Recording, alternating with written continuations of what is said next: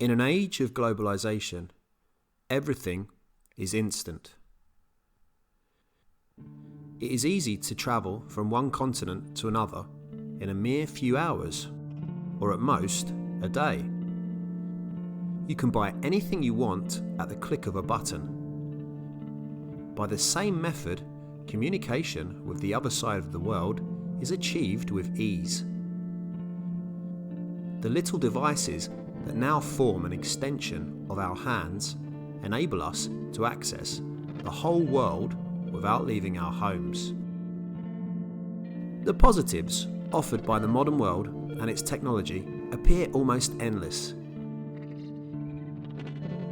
Yet its negatives are rarely explored or even discussed. We live in strange times. Disease, political incompetence, the spread of false information, panic buying and hoarding, the end of civil order,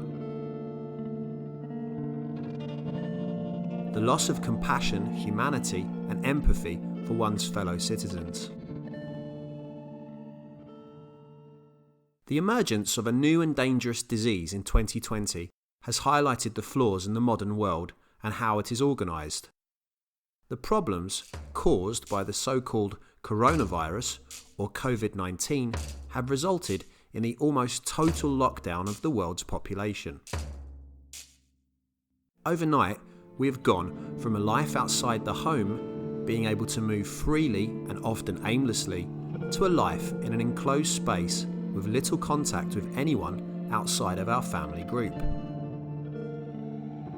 Technology here is potentially our saviour.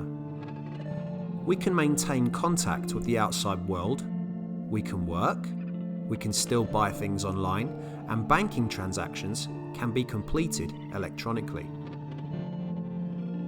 But a downside to this is that information spreads very quickly, perhaps too quickly.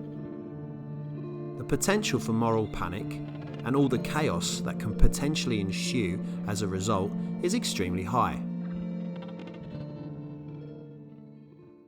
This pandemic is not unprecedented. Other epidemics have similarly impacted our history. Throughout history, epidemics have frequently influenced the rise and fall of great civilizations. Recovery, or the failure to recover from epidemics, have marked many past societies, both big and small. While the impact caused by the coronavirus is not new, the spread of information and ease of communication marking our modern times is. The purpose of the videos in this series on the archaeology of death and disease is to examine how similar situations have developed in the past and how past societies managed them. What was similar or different about past pandemics? What issues did those past societies face that we also have today when facing our own pandemics? How can we learn from how past societies handled these epoch-defining moments?